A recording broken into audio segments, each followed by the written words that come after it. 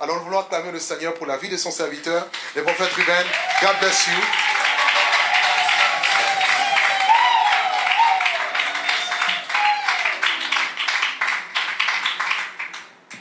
Alléluia. C'est une alliance entre moi et le Seigneur. Je ne dis pas que le groupe de louanges n'a pas bien loué, n'a pas bien adoré, mais je ne peux pas prendre la parole de Dieu qui est précieuse sans pouvoir chanter un chant ou un cantique d'adoration.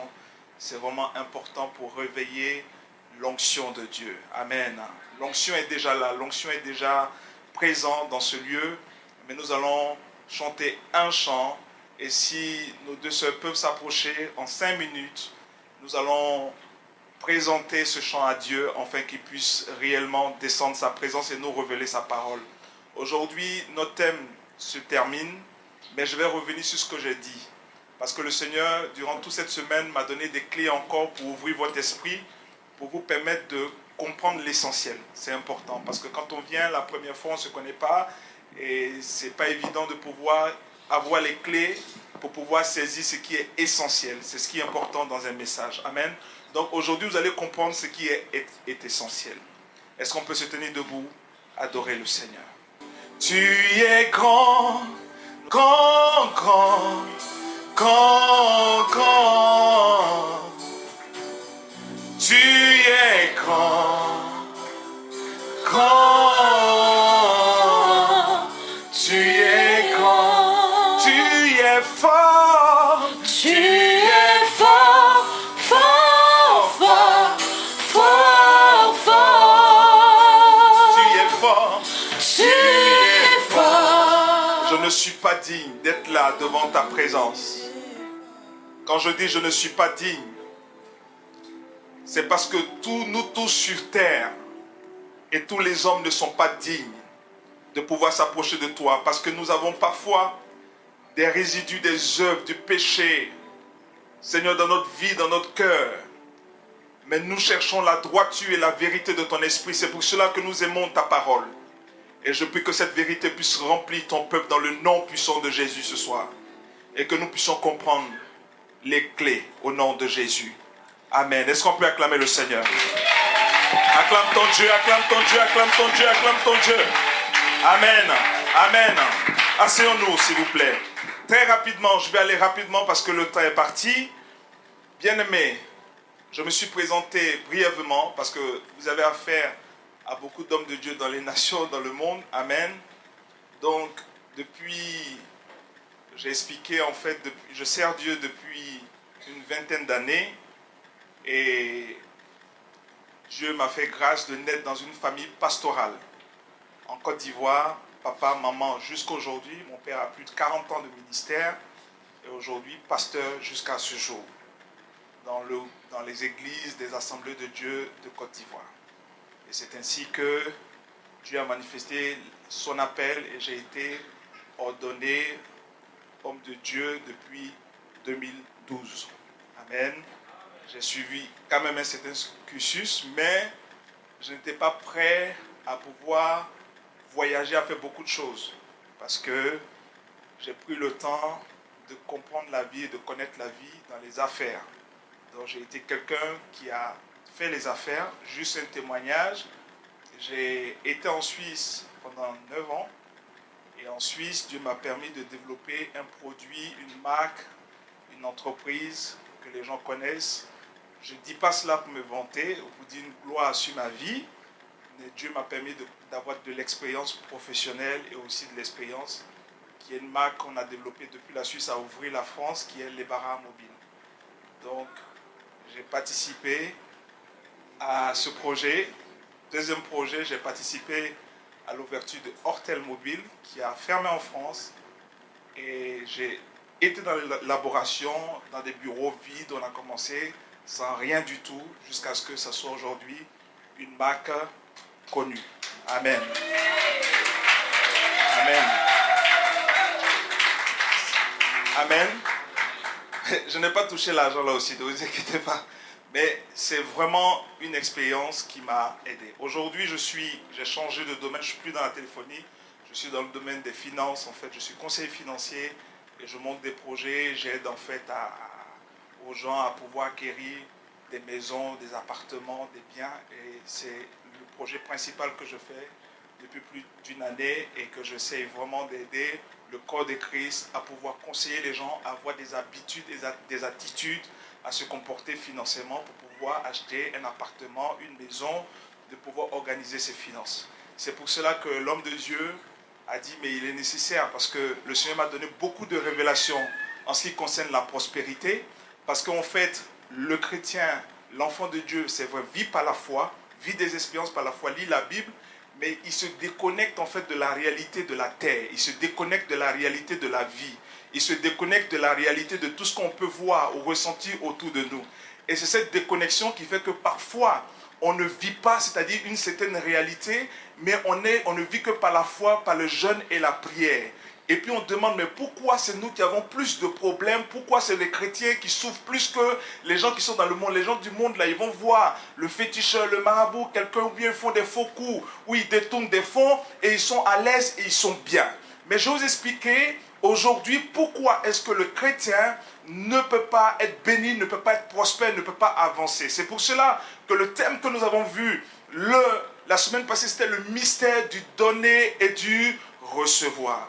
C'est-à-dire le mystère du donner, ne commençons pas. Et je résume rapidement, nous avons lu 3 Jean, chapitre 2, où nous avons dit, bien-aimé, je souhaite que tu prospères à tous égards et sois en bonne santé, comme prospère l'état de ton âme. Ça veut dire que ta prospérité et ta bénédiction, il commence quelque chose par un mystère qui est d'abord la santé. Quand on parle de la santé, on ne parle pas forcément de la santé physique. On parle de la santé mentale. On parle de la santé de ton âme. Ton âme, c'est ton cœur. Le problème de l'homme, c'est comment son cœur bat tous les jours. À quel rythme ça bat. Si tu es né dans une famille et que ton cœur bat à un rythme où on t'habitue aux choses, d'aimer et d'être toujours dans la colère, d'être toujours, c'est-à-dire dans l'orgueil et d'être toujours dans des choses pour parler et ne rien faire comme action, cela nuit à ta prospérité. Est-ce que vous me saisissez? Je peux aller de l'avant? C'est pour cela que, d'abord, quand on parle de la question de la prospérité, ce n'est pas l'argent, c'est parce que tu obtiens, c'est parce que tu as sur ton compte bancaire.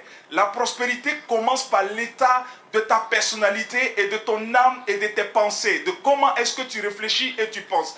Parce que tu peux réfléchir mal, tu peux avoir des habitudes et des mauvaises habitudes en toi qui font que, un jour, même si tu as 1 million d'euros, je peux t'assurer que en 2 semaines ou en 1 mois ou en 1 an, tu peux finir 1 million d'euros. Est-ce que vous me comprenez? Tu vois que c'est beaucoup d'argent, mais tu peux les finir rapidement parce que tu n'as pas compris les clés et comment fonctionne la prospérité. La différence de la prospérité entre un païen, quelqu'un qui ne connaît pas Dieu, et quelqu'un qui connaît Dieu est complexe pour nous. Pour nous, les enfants de Dieu, c'est beaucoup plus complexe. Parce que quand nous retournons dans la parole de Dieu, dans l'histoire de Caïn et Abel, la Bible dit que le mal a pris le dessus. Vous êtes d'accord avec moi? Donc, le problème de l'enfant de Dieu et du chrétien, c'est comment poser des actions pour être prospère dans le bien. Mais parce que quand celui qui ne connaît pas Jésus, j'ai un message que je prêche, que j'appelle le mystère aussi de la pyramide renversée, c'est que quand Jésus-Christ est venu, il a commencé par le plus bas, par le début, en fait. Le monde, en fait, fonctionne par une action pyramidale. Ça veut dire que comment je vais faire, comment je vais me battre pour monter sur le frère, pour monter sur celui, pour prouver à tout le monde ici que je peux être au-dessus, que je suis au-dessus, pour atteindre le sommet. C'est ainsi qu'on devient président, c'est ainsi qu'on prend les décisions, c'est ainsi qu'on devient chef d'entreprise et on dirige des grands groupes et on écrase les autres par le salaire, par les moyens financiers, par des contrats, par des actions et on lie ces personnes à notre âme. Est-ce que vous me recevez? Est-ce que vous me recevez? Donc, comprenez ceci, que le monde fonctionne par une action pyramidale. Ça veut dire que quelqu'un qui est au-dessus de toi, avec qui tu signes un contrat de travail, cherchera toujours à dominer ton âme. Il s'en fout si tu vas bien, si tu ne te sens pas bien, si tu as des problèmes. Il dit travaille les heures pour lesquelles je te paye. Et c'est fini. C'est pour cela qu'à un moment donné, que quand j'étais entrepreneur, avant d'être entrepreneur, j'étais salarié pendant des années. Tous les projets que j'ai développés, c'était en tant que salarié. J'ai touché des salaires conséquents. Mais à la fin, j'ai compris spirituellement et le Seigneur a commencé à me donner des révélations qui me dit que toutes ces personnes qui te donnent ces projets, tu développes. Parce qu'en fait, moi, je m'occupais d'un département qu'on appelait le département ethnique market pour toucher toutes les personnes des communautés africaines. Donc moi, je devais réfléchir pour savoir comment les étrangers fonctionnent et réfléchissent. C'est pour cela qu'on a commencé à attaquer les magasins alimentaires. Et ces premières idées, c'est moi qui ai commencé à les apporter. Vous dites non, il faut aller où on peut trouver les clients. Mais ça m'a montré que le monde fonctionne dans le mal. Il cherche à dominer, à ramasser, amasser, amasser, après, pour pouvoir dominer sur toi. C'est pour cela que l'Église aujourd'hui est malade. C'est pour cela qu'aujourd'hui, on ne se sent pas bien parce qu'on est dans un système où le Seigneur nous demande de chercher d'abord, premièrement, le royaume des cieux. Après, toutes choses nous seront données par-dessus toutes choses. Ça veut dire que d'abord, l'Église, le chrétien, doit être pauvre dans son esprit. Est-ce que vous comprenez ce que je suis en train de dire? Ça veut dire que tu dois te dépouiller d'abord de pouvoir chercher à acquérir les richesses de ce monde. Parce que l'objectif de ce monde et des richesses que tu cherches à acquérir vont toujours dans le mal pour pouvoir dominer sur les uns et les autres. Quand tu es enfant de Dieu, c'est pour ça que mon message m'a dit passer à commencer par une chose. Qu'est-ce que tu donnes d'abord à quelqu'un? Tu lui donnes la parole, tu lui donnes la pensée. Est-ce que vous comprenez? C'est pour ça que j'ai dit, qu'est-ce que nos parents nous ont donné? Qu'est-ce que nos parents nous ont communiqué? Ils nous ont donné l'éducation qui est la parole, qui est une plus grande richesse. Vous ne savez pas une chose, chrétien, que tous les jours, vous vous réveillez, vous dormez avec les mines d'or et les trésors de ce monde. C'est la parole de Dieu. Cette connaissance, étant dans ton esprit, va te donner la supériorité et l'intelligence de pouvoir déceler et te donner les clés de la prospérité, du donner et du recevoir. Donner, c'est pas ce que tu as, c'est pas ton argent. Mais on ne donne que ce qu'on a. Si quelqu'un vient vers toi, qu'il t'insulte, qu'il te maudit, qu'il te dise des mauvaises paroles, qu'il t'annonce des choses négatives sur ta vie, il commence à t'annoncer la médiocrité. Il commence à t'annoncer la pauvreté de ton âme et de ton esprit, en fait que tu sois toujours pauvre. La pauvreté commence par là. Est-ce que vous me saisissez? Remarquez, j'ai eu affaire à des milliardaires, à des millionnaires, à des gens très riches. C'est des gens les plus détendus du monde. Pas de stress. Même si tu lui dois 1 million d'euros, c'est le gars même qui va te dire, mais non, qu'est-ce qui s'est passé? C'est le gars lui-même qui te console pour te dire, non, il n'y a pas de problème. Il est toujours détendu. Parce qu'il a connu les clés de la prospérité. Il sait comment se positionner parce qu'il doit toujours semer de bonnes paroles et de bonnes pensées. Quelqu'un qui veut être prospère doit toujours semer de bonnes paroles et de bonnes pensées. Dans les fonctions que j'avais, j'étais toujours positif. De sorte que c'est moi qui annonçais les mauvaises nouvelles de licenciement. Un jour, on devait licencier 40 personnes. C'est moi qu'on a pris pour l'annoncer. Mais pour annoncer le licenciement, j'étais dans un esprit toujours d'expliquer aux gens que ce que tu as, le salaire que tu touches aujourd'hui, tu peux avoir mieux. Et sache une chose, si tu sors d'ici dans un bon esprit et que tu comprends la situation qu'aujourd'hui tu perds ce travail et que tu sors de là avec un esprit de victoire, je ne disais pas comme ça, mais avec un esprit conquérant, tu vas sortir d'ici dans les 1-2 semaines, tu ne seras pas au chômage. Mais si tu passes ton temps à dire, mais c'est Ruben qui a fait le coup avec les chefs là-haut et qu'il est mauvais, il est méchant, il n'est pas une bonne personne, ils ont fait, lui bouffe, lui touche combien? Et puis après c'est comme ça, ils ont fait tout, ils sont en train de tout, et que tu continues à être que dans les paroles de négation et des choses pour maudire, tu t'appauvris. Donc, Le mystère du donner et du recevoir commence d'abord par la parole que tu donnes. C'est pour cela que j'ai dit le mardi dernier, n'ayez pas peur de quelqu'un que vous devez ou qui vous doit. Parce que quelqu'un à qui tu as dit prête-moi 100 euros. Et puis tu as dit dans 2 semaines je te les donne tes 100 euros. 2 semaines passent, tu ne lui as pas donné les 100 euros. Tu as donné une parole. Tu es sous la malédiction et tu es en train de t'appauvrir. Ça veut dire que c'est de moins de 100 euros que tu es en train de vivre et toi tu es dans le stress. Mais comment je vais faire? Comment je vais lui dire? Comment ça va se passer? Tu as à délier cette action avec cette personne juste en venant lui dire pardon. Je t'avais dit que dans 2 semaines j'allais te rendre. Ça fait la 3e semaine. Je te demande pardon. Parce que je ne peux pas te rendre tes 100 euros. Voici ma situation. J'ai donné un mystère pour dire à un moment donné de ma vie, j'ai commencé à ne plus prêter d'argent.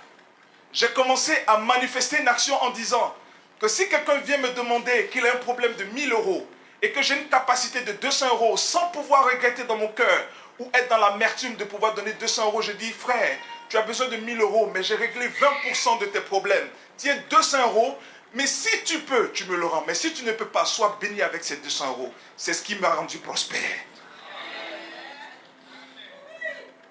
Est-ce que vous saisissez ce que je suis en train de dire? C'est l'histoire de la parole donnée. Donc, dans ce mystère du donner et du recevoir, c'est une histoire d'abord de création. Par quoi nous avons été créés? Nous avons été créés par la parole. Et la Bible dit, la parole fut chère. Mais le chrétien a des difficultés à l'accomplir, à l'appliquer dans sa vie tous les jours. C'est-à-dire, c'est cette difficulté qui fait que l'Église et le corps de Christ est pauvre. Bien-aimés, je suis en train de vous donner le secret aujourd'hui de pourquoi est-ce que l'Église est pauvre. Parce que quand tu es venu à Jésus-Christ, tu viens pour vivre que les choses et les bonnes choses. Mais de temps en temps, par rapport à ce qui te lie dans ta vie, tu retournes de temps en temps aux mauvaises choses et tu reviens aux bonnes choses. Tu retournes aux mauvaises choses, tu reviens aux bonnes choses. Ces allers-retours état de ta vie, ils font que ta prospérité ne peut pas aller dans une ascension normale. Est-ce que vous me comprenez? Vous recevez la parole de Dieu et qui fait que tu donnes des paroles, tu donnes ton cœur, tu dis des choses et ton cœur n'y est pas réellement. Ton cœur est que dans le mal. Et c'est pour cela que pour nous les chrétiens, il est d'autant plus difficile. C'est pour cela que le païen ou celui qui ne connaît pas Jésus, il va toujours prospérer parce qu'il n'est pas sous une alliance. Il est sous l'alliance du mal.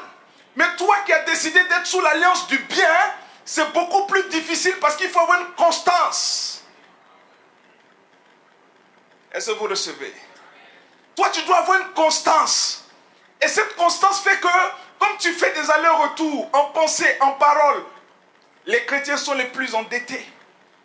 Les chrétiens font les plus grandes promesses du monde de pouvoir te donner et de te rendre. Mais ils n'arrivent jamais à rembourser. J'ai connu une dame qui est dans un pays, mais qui était à un niveau ministre d'État, des finances, qui a eu beaucoup d'argent. J'ai connu, mon père, adoptif, était quelqu'un qui est multimillionnaire en Suisse. Il est toujours millionnaire. C'est l'un des gars les plus riches, mais qui est chrétien. Le jour qu'il a commencé à m'enseigner les profondeurs de dire, fiston, il a commencé à me donner des montants importants. Il dit, fais ça, viens, tu me rends compte. Je ne viens pas. Moi, quand j'ai reçu, je fais la fête. Même je vais prouver, même aller à l'église. Homme de Dieu, tu as un problème? C'est 1000 euros là. Dieu pourvoira.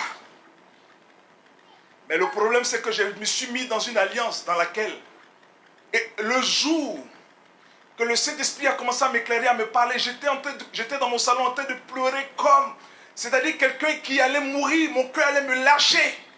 Et j'ai commencé à décider, je vous rends ce témoignage qui vient de mon expérience personnelle, de dire, Seigneur, je vais aller voir toutes les personnes à qui je dois dans le monde entier, ou des personnes qui me doivent.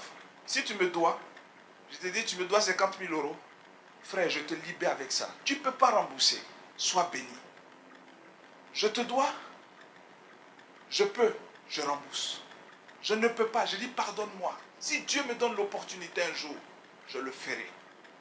Je crée une alliance de liberté totale pour que la prospérité commence dans ma vie. Bien-aimé, Nous avons vu Jean 10, 10. Il a dit, le voleur vient pour dévorer, égorger et détruire. Vous savez ce que veut dire ce passage? Si quelqu'un vient vers toi et qu'il sème en toi de mauvaises paroles, il est en train de te voler. Quelqu'un qui te vole, ce n'est pas quelqu'un qui vient forcément prendre ton argent en cachette dans ton sac. Le diable, en fait, détourne notre attention. Le problème de l'Église et du chrétien, c'est que le diable est un serpent, il détourne ton attention. C'est pour cela que l'Église ne prospère pas. L'Église ne prospère pas parce qu'il vient pour dévorer. Il vient pour pouvoir égorger. Il vient pour détruire. Donc, par quoi le diable peut détruire? Par quoi le diable détruit ta vie? Le diable détruit ta vie par la parole donnée.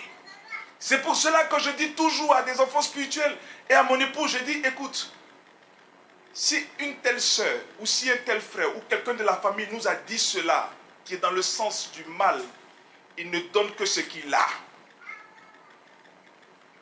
Donc pourquoi est-ce qu'on va l'en vouloir? Pourquoi est-ce qu'on va commencer à rentrer dans sa colère?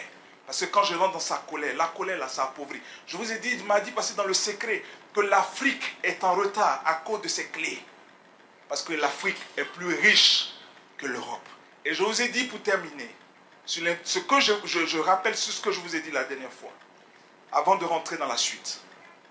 Bien-aimé, si un chef d'État ou quelqu'un, un pouvoir africain décide de penser à des personnes, à leur donner 30 €, même dans des villages reculés, à subvenir à leurs besoins pour avoir ce qu'on a ici en France, le minimum vital de vie sociale, quelqu'un qui le décide et qui le fait, il aura créé la prospérité de l'Afrique.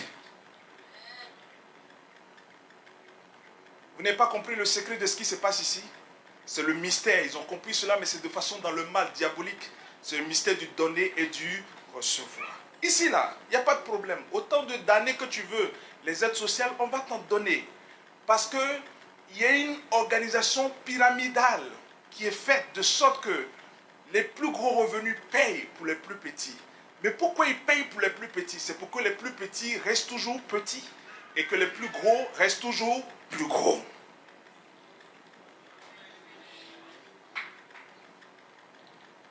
Donc toi, tu te contentes de 500 € par mois. De te dire que oui, avec ça même. Et puis en plus, il me paye mon loyer. Et en plus, il me paye ceci. En plus, même si je suis malade, je suis soigné gratuitement. Cette semence qui est en train d'être faite, Dieu a donné déjà le secret à l'Église. Mais l'Église ne sait pas l'utiliser. L'Église ne sait pas l'employer.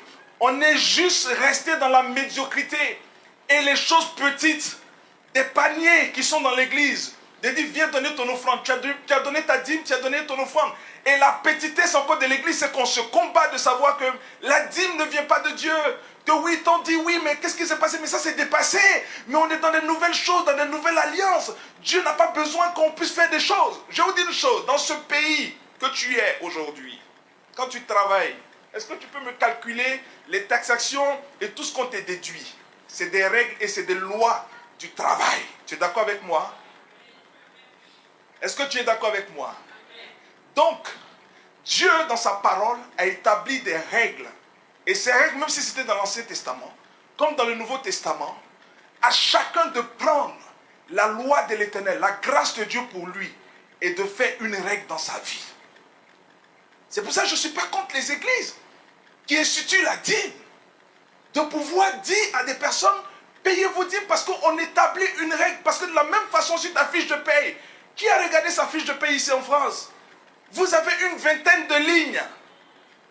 Moi, quand je paye mes taxes là, on me dit, monsieur Nguessan, vous devez payer 40% parce que je suis entrepreneur, parce que j'ai ma société. Moi, je ne paye que 40% de tout ce que je gagne. Mais ça me choque parce que je dis, mais Seigneur, si je paye 40% de tout ce que je gagne à l'État, je ne suis pas malade tous les mois. Je ne suis pas quelqu'un qui a une situation où l'État pourrait éventuellement m'aider un jour. Mais je paye 40%. Je suis taxé. Tous les chefs d'entreprise sont taxés à 40%. Et même quand tu gagnes beaucoup plus, c'est 56%. On va jusqu'à dans les 60%. Vous pensez que c'est pourquoi? Et l'église est sous la malédiction parce que quand on parle d'un petit truc de dîme, tout le monde est choqué de dire, mais oh, leur histoire là encore est compliquée. Mais on ne se plaint pas de ce qui se passe dans le monde et comment le monde fonctionne. Dieu veut renverser la situation pour que tu crées une alliance nouvelle avec lui. Que tu crées de nouvelles règles avec lui. Et ces règles que tu vas tisser avec Dieu vont te déconnecter du monde.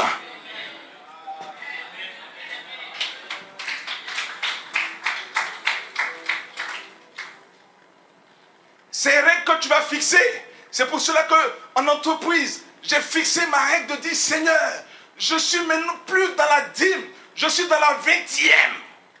Je donne 20%. Et cette alliance fonctionne parce que la grandeur des finances va continuer à s'accroître dans ma vie. Si je comptais 100 000 euros de chiffre d'affaires par année, je vais parler bientôt de 500 000, de 1 million et de 2 millions. Et les gens ne comprennent pas la logique de comment est-ce que Dieu fonctionne parce que Dieu a inversé les choses. Nous sommes toujours dans la logique selon le monde. C'est pour cela qu'un frère, il t'a donné 10 euros, mais il va en parler jusqu'à ta tombe. Pour te dire, mes frères, tel jour, à telle heure, on a fini le culte, on était dehors. Il pleurait, il dit, il n'avait pas mangé, il m'a donné. Toute l'église est au courant.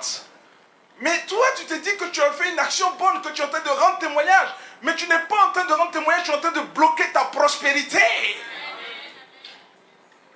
Parce que tout ce qui est du donner et du recevoir, c'est sacré. C'est la même chose comme la nudité. Il n'y a personne qui est venu ici nu. Vous êtes venu couvert, vous êtes venu habillé. C'est pour cela que tout ce qui est du sacré et du secret doit rester quelque chose entre vous et cette personne. Et c'est ça qui va te faire prospérer parce que tu es en train de créer une nouvelle alliance. Je suis sûr qu'on ne vous a pas expliqué avec une telle clarté cette façon de fonctionner sur le plan des finances. C'est pour ça que l'église est pauvre. Je vais vous dire une chose. Pourquoi j'apprécie votre pasteur qui est un ami et qui est quelqu'un que j'apprécie quand je suis venu plusieurs fois dans cette église, mais je me suis assis dans la foule discrètement à observer des choses. Je vais vous donner le secret. Vous avez ici le pouvoir du mystère du donner et du recevoir. Je vais vous expliquer pourquoi. Je conseille à des hommes de Dieu qui ont des ministères, qui ont des églises, qui fonctionnent dans un système pyramidal. Je vous dis pourquoi. Parce que vous allez trouver dans cette église de gros fauteuils ici. Mais de très gros. Quand le fauteuil même n'est pas aussi gros, ils vont en chercher encore de plus gros. Pour prouver que le chef est celui qui a la tête du ministère. C'est lui qui est là. Mais aussi dans les dîmes et dans les offrandes et dans la façon de fonctionner financièrement dans l'église, ça va fonctionner pareil. Mais ici, vous avez une action prophétique. On a des chaises pareilles. Vous avez un pasteur qui parle avec tout le monde au même niveau. L'esprit que Dieu a mis en lui, qui est un enseignement profond, précis, clair, pour vous faire comprendre, pour vous élever. C'est ça qui vous rendra prospère. C'est ça qui va vous élever. Que de venir vous montrer que je suis le plus grand, le plus puissant et l'homme de Dieu. Et que quand je rentre, vous devez acclamer et faire des choses. Les gens ne comprennent pas qu'ils sont dans l'adoration et dans l'action, dans le suivi du monde. Mais quand nous sommes en Jésus-Christ de Nazareth, Christ transforme notre cœur et nous donne et tisse des alliances. Et ces alliances-là sont nouvelles. C'est pour cela que celui qui vient, qui est l'ennemi, il vient pour égorger, pour prendre, pour voler. Si moi je me monte dans un gros fauteuil ici et que je me montre, je suis au-dessus de vous, que je suis le grand prophète et l'archevêque, le grand bishop, avec une grosse croix, avec toutes les soutanes possibles. Bien-aimés, je suis en train de vous assujettir moralement, spirituellement et dans votre être entier. De sorte que je suis en train de vous dire tout ce que vous donnez, le Seigneur va vous donner cela en multitude, en grandeur, en bénédiction. Et vous ne comprenez pas pourquoi est-ce que l'Église est toujours pauvre. C'est ce qui est dit et c'est ce qui est semé dans la pensée, dans nos paroles. Ah, c'est important de vous le dire, bien-aimés. J'essaie, avec une certaine simplicité, de vous l'expliquer comment ça fonctionne. Quelqu'un qui essaiera de dominer sur vous, physiquement, disant qu'il est plus haut que vous, il est du diable. mais quelqu'un qui sera dans le partage avec vous, de pouvoir vous dire comment nous pouvons, d'un cœur uni, d'un même esprit, d'une même pensée, tous avancer, tous être élevés. Ce que j'ai, je te le donne. Et quand je te le donne avec joie, avec paix. C'est ainsi que quand vous allez venir donner dans la maison de Dieu, vous devez venir donner avec joie, avec paix, avec totalité, de dire que je donne de tout mon cœur. Parce que c'est le Seigneur qui va construire toutes les constitutions du monde, de la vie, pour que je sois riche. Là, on peut parler d'argent maintenant. Bien-aimé, le chrétien est pauvre à cause de sa désobéissance. Nous allons prendre quelques versets. Sinon, vous allez dire, le prophète nous a parlé. Il ne nous a pas prêché, il ne nous a pas dit beaucoup de passages. Prenez Proverbe 10, 22. Il dit, c'est la bénédiction de l'Éternel qui enrichit et ne se fait vivre d'aucun chagrin. C'est ce que j'ai dit la semaine passée. Mais en fait, l'action de l'homme dans ta vie, c'est de faire vivre le chagrin. Et chaque fois que tu vivras un chagrin, écoute-moi très bien, dans ta vie, tu ne seras pas prospère. Et même si tu touches de l'argent ou de la prospérité, cet argent ne te servira à rien. Parce que tu es dans le chagrin. Il y a des personnes, quand ils dépensent, ils révèlent le mal-être qu'ils ont dans leur cœur, au travers de ce qu'ils ont. Et il faut qu'ils justifient, ils montent, ils embellissent l'extérieur pour dire que oui, mais je dis, c'est des tombeaux blanchis. On ne blanchit pas sa vie avec de l'argent, ce qu'on a. Mais on révèle ce qu'on a en Christ, ce que Dieu nous a donné dans notre cœur, pour transformer tout ce qu'on reçoit de ce monde, pour le rendre grand, pour sa gloire. Est-ce que vous avez reçu ce que je dis? Tout ce que tu reçois et tout ce que tu donnes, c'est pour sa gloire. Je vais revenir sur un point important. Je sais que nous avons tous beaucoup de problèmes dans les églises, des promesses. Nous fonctionnons de façon émotive. Ça veut dire qu'on vient à l'église, un homme de Dieu prêche bien, crie beaucoup dans le micro, fait beaucoup de grimaces. Et tout le monde est d'accord, dit, mais franchement, yes, yes, ça vient, ça court de derrière, ça vient, ça met dans le panier. C'est là que vous êtes impressionnés. Je vous dis une chose, dans ces actions-là, c'est une bonne chose, mais pour peu de temps. Mais ce que je veux t'enseigner ce soir, c'est de pouvoir construire ta vie spirituelle sur ce que Dieu crée comme alliance entre toi et lui personnellement. C'est ce qui est important. C'est pour cela que vous faites cela. Vous faites des promesses de 1000 euros. Mais quand tu sors, la réalité de l'émotion te rattrape dehors en te disant quand l'onction est finie sur toi, tu te rends compte dehors que tu n'as pas 1000 euros. Et là, tu reviens à la réalité du compte bancaire et de la carte bancaire. Et c'est là que tu dis, Seigneur, mais qu'est-ce qui se passe? J'ai fait cette promesse. S'il te plaît, donne-moi ces 1000 euros, je vais les donner. Dieu ne te donnera jamais. Et on tisse des alliances comme ça, mais il y a des gens qui sont champions des promesses et des enveloppes ici, où on fait, mais c'est pas ici, mais dans toutes les églises, dans le monde entier. On fait des promesses sur promesses. Le problème, c'est qu'on s'endette. Et on crée encore des camouflages spirituels autour de nous et des malédictions qu'on ne comprend rien du tout. Je vais te dire une chose. Si tu es concerné que tu l'as fait, moi j'ai commencé à le régler. J'ai dit, Seigneur, toutes les promesses que j'ai faites en Afrique, dans les églises et tout ça en faisant des choses, je veux réparer. Je veux réparer. Un jour, le Seigneur m'a béni. Et j'ai dit, Seigneur, je veux faire une alliance pour réparer des choses, des engagements que j'ai faits. Mais je ne peux pas donner à la hauteur de tout ce que j'ai promis. Si ça fait 20 ans que tu es chrétien, que c'est 1000 euros en moyenne, il y a un grand prédicateur qui arrive, ça fait 10 000 euros par mois. Tu ne peux pas payer, tu ne peux pas rembourser. Donc tu sais ce que tu fais? Je vais te donner le secret aujourd'hui. Tu dis, Seigneur, je veux commencer à te le rembourser. Mais je veux faire au-delà de ce que je peux donner maintenant. Est-ce que vous comprenez ce que je dis? Le Seigneur m'a convaincu, je ne le dis pas par orgueil, pas pour vous flatter. Je suis arrivé pour prêcher dans plusieurs églises en Afrique.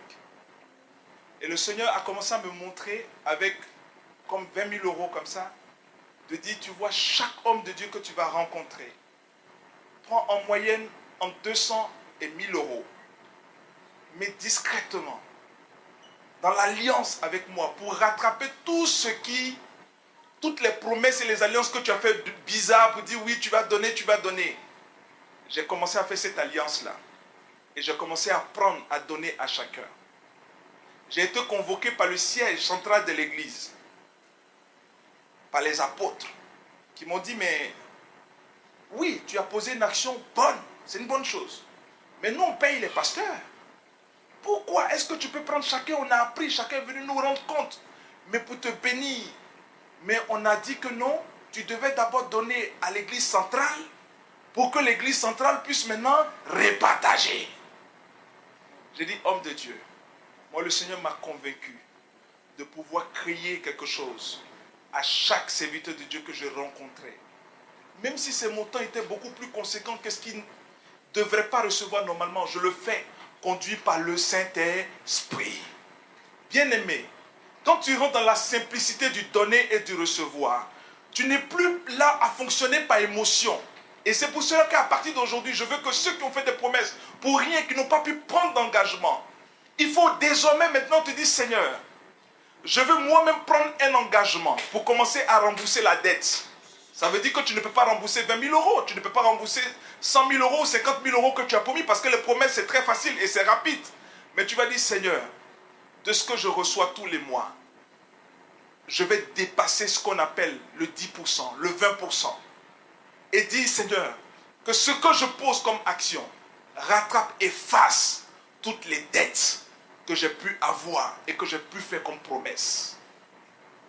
C'est ça qui va te construire, parce que le Seigneur saura par son esprit que tu as commencé à prendre conscience. Le plus important, c'est l'obéissance et la prise de conscience. À partir de cet instant que tu prends conscience et que tu restes dans l'obéissance, c'est là que Dieu va commencer à produire dans ta vie sa bénédiction.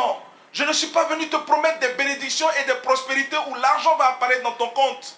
Je suis venu juste te donner la clé spirituelle pour que tu puisses comprendre que d'abord, pour vivre des choses qui sont la prospérité des bénédictions, ce que tu dis tous les jours, tu parles. Quelqu'un te doit depuis au moins 10 ans. Tu parles de ça, ça fait 10 ans.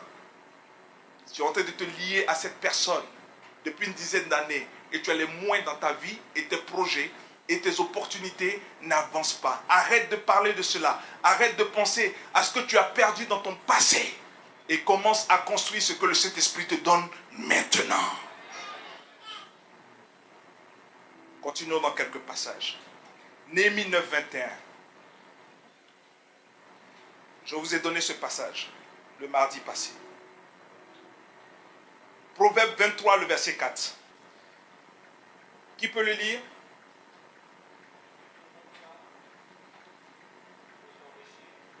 Oui. Mhm. Mhm. Mhm. Mhm. Mhm. Amen. Je vais te dire une chose. Quand tu veux être prospère, crains l'Éternel en ne convoitant pas ce que tu vois dans le monde comme richesse.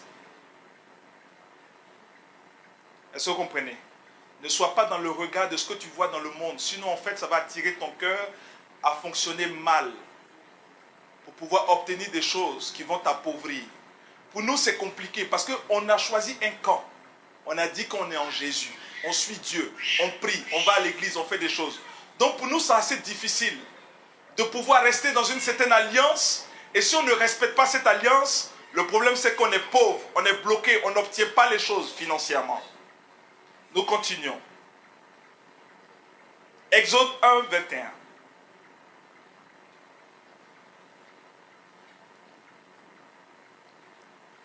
Et Psaume 112, le verset 1 à 3. Nous allons lire Psaume 112, le verset 1 à 3.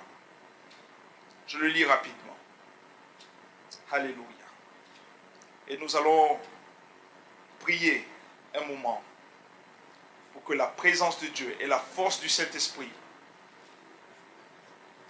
Amen. Psaume 112. à partir du verset 1 à 3.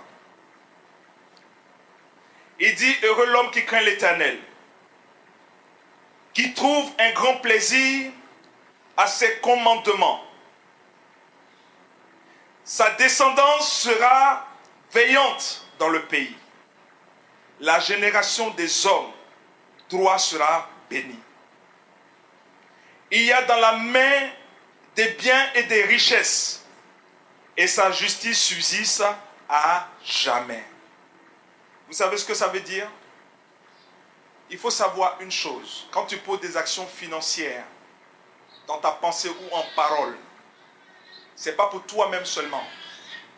Quand on est dans une église, c'est pour le frère et la sœur en Christ qui est dans l'église, pour tes enfants, pour ta maison, pour ta famille, pour ta femme, pour ton mari, que tu es en train de construire cela. Est-ce que vous comprenez ce que je dis? Donc la personne qui craint Dieu, le problème c'est qu'aujourd'hui le chrétien aime la facilité. On veut lui dire, mais écoute, plus tu donnes, il n'y a pas de problème. Tu peux être dans l'impudicité, tu peux pratiquer tous les péchés du monde que tu veux. Il suffit seulement de faire le rachat de ton âme. Le problème c'est quoi? C'est qu'on est en train de fonctionner comme le monde. Et ce que je veux t'apprendre aujourd'hui, c'est qu'il faut que tes pensées soient remplies du Saint-Esprit et de bonnes choses par le Saint-Esprit, pour que quand tu poses des actions, de donner pour l'œuvre de Dieu, pour le royaume de Dieu, que tu crées des alliances et des codes avec Dieu. À partir d'aujourd'hui, décide-toi de créer des règles, de dire Seigneur, je veux donner. Il y a des exemples de règles, c'est la dîme, c'est les offrandes, c'est tout ce qu'on met. On dit de donner pour la construction de la salle, pour faire cela. Je veux soutenir, j'essaie de pouvoir en fait prier, à orienter par l'Esprit, à aider le pasteur pour que vous puissiez acquérir une salle. On va prier pour ça. Je vais mettre la volonté sans pouvoir demander quoi que ce soit, à pouvoir vous accompagner à ce que cette église ait sa salle. Est-ce que vous comprenez ce que je veux dire? Parce qu'en fait, ce n'est pas la question d'avoir de l'apport, d'avoir de l'argent, mais il y a une organisation derrière, il y a un fonctionnement de l'église à avoir. Et à partir de ce fonctionnement, moi j'ai des relations bancaires, j'ai des actions pour pouvoir pousser à ce que l'église puisse avoir et être propriétaire de sa salle. Et c'est ce travail que je suis en train de faire depuis quelques semaines avec le pasteur. Et c'est pour cela que je ne viens pas comme un coup monter avec le pasteur pour vous parler d'argent, pour pouvoir plus donner. Mais je suis en train de te dire de changer ta mentalité d'abord. Et chaque action de donner que tu feras à partir de ce soir, dimanche ou tous les jours, va produire des effets immédiats. Je suis en train de prophétiser des actions immédiates dans ta vie. Quand tu vas poser les actions, puisque tu as effacé le passé de ta pensée, des mauvaises choses, des rapports que tu avais qui te liaient, tu vas demander pardon à tous ceux que tu devais. Tu vas demander pardon à tous ceux qui te doivent. C'est dur. Ce que j'explique là est compliqué. Mais quand tu vas le faire, ça va créer une délivrance en toi. Et cette délivrance va faire que des montants auxquels tu ne t'attends pas, les opportunités et les occasions. Je vous dis une chose. Je vous ai parlé peut-être d'opportunités qui ont fait que des personnes ont été étonnées, ont crié.